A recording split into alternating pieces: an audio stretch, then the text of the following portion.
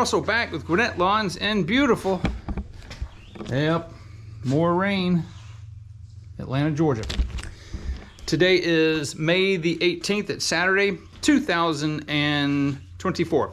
And on today's video, I want to talk about why I'm switching the hydrostatic fluid that I've been using, which is the Amsoil 20W50 motor oil, to the Amsoil hydrostatic oil.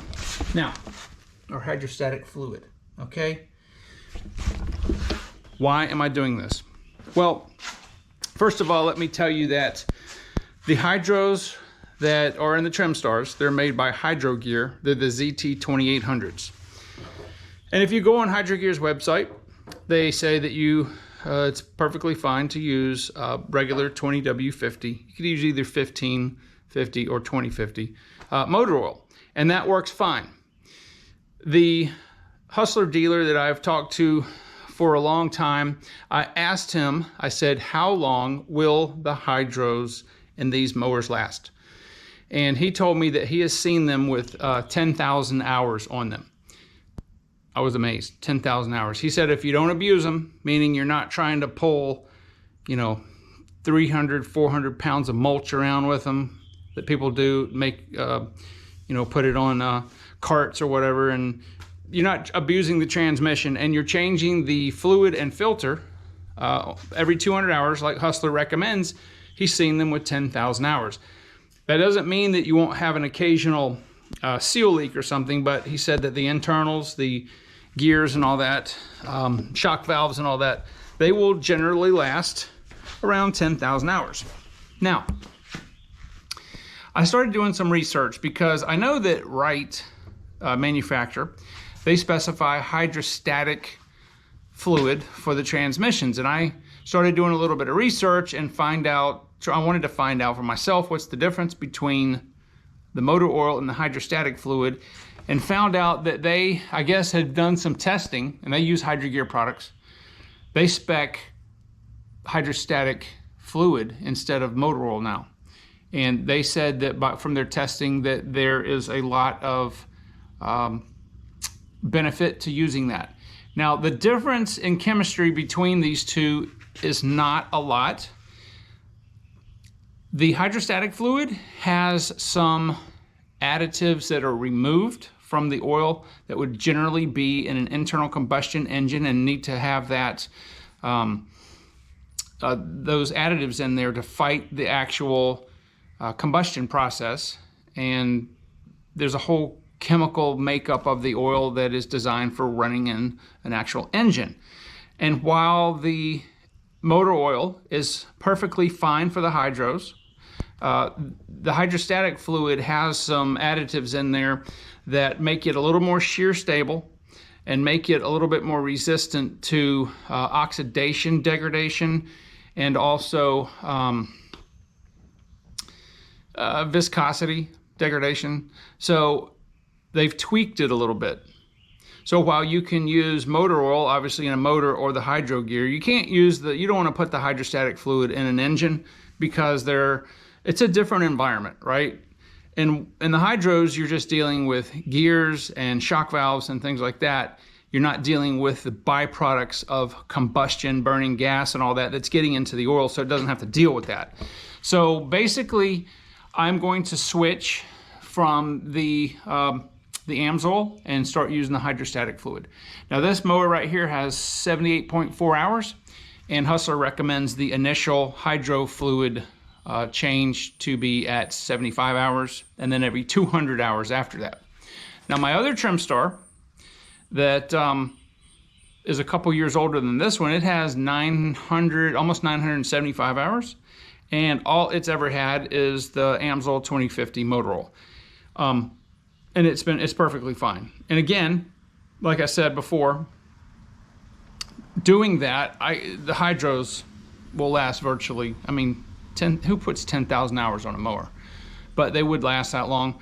But I want to see with this mower right here if I can feel any difference from using the hydrostatic fluid instead of the motor oil. And there's hardly any price difference. but for the hydros, it's better. So it's not like it's twice the cost or anything like that. So that's what I'm going to be using. And I'm going to be obviously every time I service the hydros, I change the oil and filter. So I've got the mower jacked up here. I took off the Pro Slide. I have it lifted up. I'm going to, you don't have to remove the wheels, but I'm going to because it makes it easier to get that filter out and the bottom plate. And we're going to cut this filter open. Actually, we're going to cut both of them open and look inside to see if there's any metallic particles or anything. This kind of would be considered like break-in, the break-in period for the hydros. But they're doing great. This mower is doing phenomenal.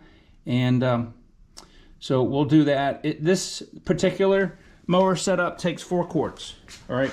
So I'm going to, I've got a video. I've done, maybe a couple videos on how to do this. So I'm just going to run this in a time lapse and may do a little voiceover. But when I'm done, we'll definitely cut those 2 filters open. There's one on each side, and see what's in there.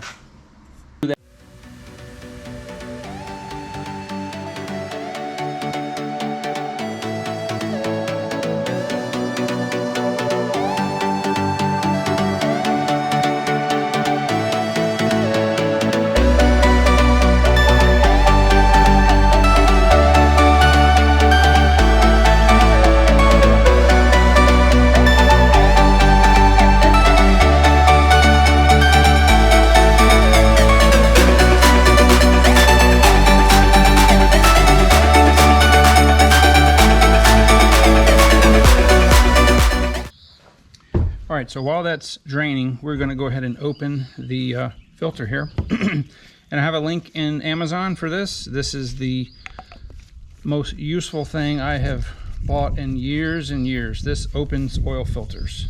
So just spin it around. The cutting wheel will slice into it. You don't have to contaminate it with the inside if you're using a grinder or trying to cut it open with pliers. This is the most handy thing ever.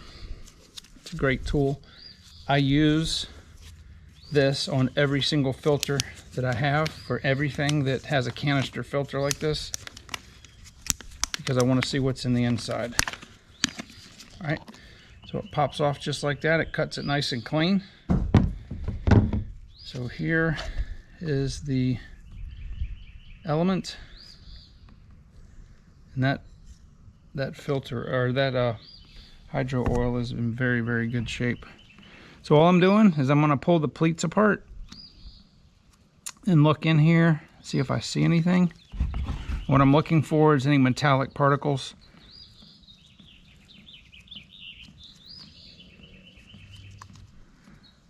I'm not having any problems with this hydro at all. These are very good filters. Always use the genuine Hydro Gear filters. I would not use the you know, like the Stens or whatever. I'd use the Hydro Gears. They're not that expensive compared to the other ones. Okay, so I don't see anything in there. It's nice and clean. All right, so the other thing is, do not use a automotive filter if you found one that fit. And the reason is, these are suction filters and they're not pressure filters. They're designed differently. The micron rating is different. The not the bypass valve, but the well, the bypass valve and spring, all that are different. So use actual Hydro Gear filters, and then you won't have a problem. Don't try to be cheap. So normally on the other mower, I have magnets that I put on here, which I will put magnets on this, on the new filters, and I'll show you how that is. It actually takes 2 seconds to put it on there. So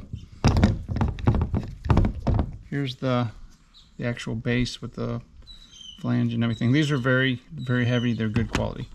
All right, well, that's what that side looks like, and let's get back to the change here.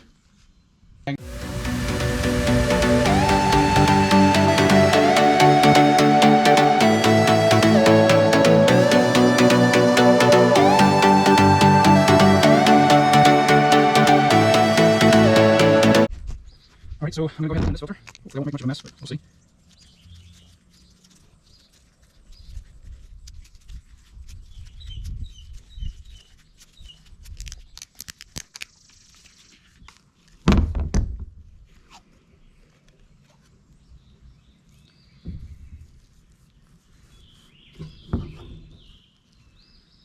Okay, same thing. There's a little paint in there. See that paint? I don't know if the camera's picking it up, but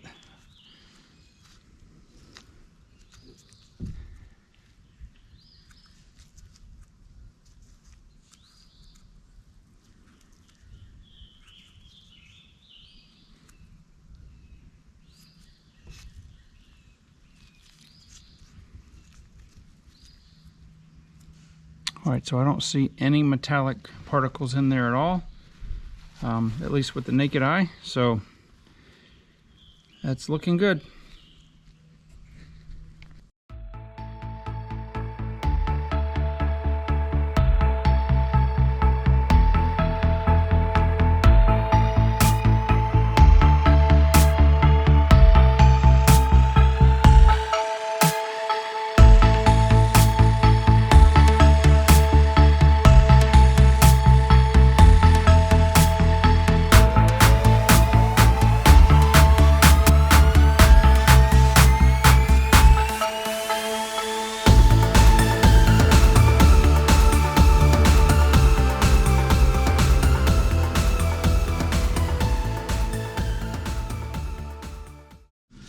There's an 18mm,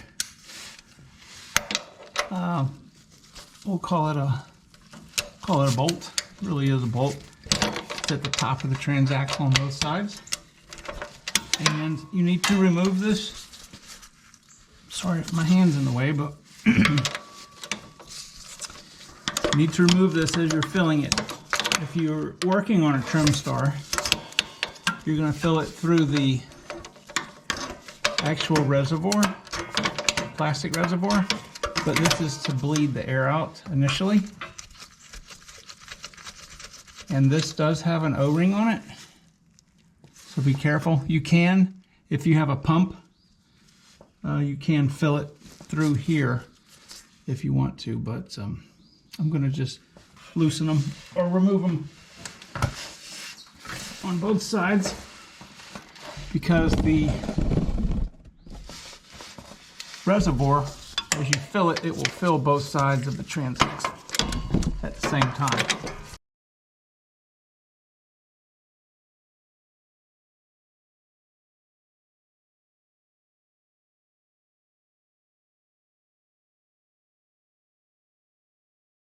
All right, so once we have the pretty much 90% full, there's a procedure to bleed the air.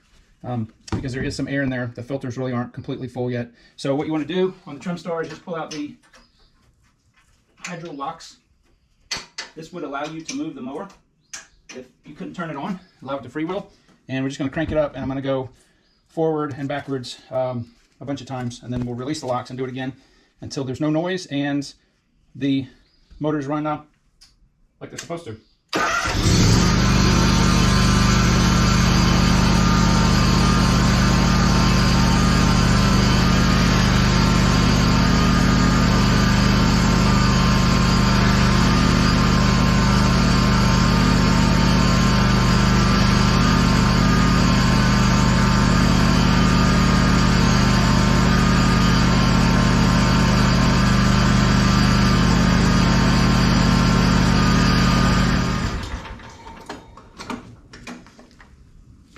And that's pretty much all there is to it. You'll need to make sure to keep a check on your hydro reservoir because the fluid will go down a little bit until it hits exactly where it needs to be. So this system is supposed to take 4 quarts. I forgot, it really takes about 4.5 quarts completely total to get it all full up. It takes about 3.75 quarts before the fluid starts to come out of the 2 bolt holes that I showed you, and then in order to get everything up to where it's supposed to be, the level, it's about 4.5 quarts total.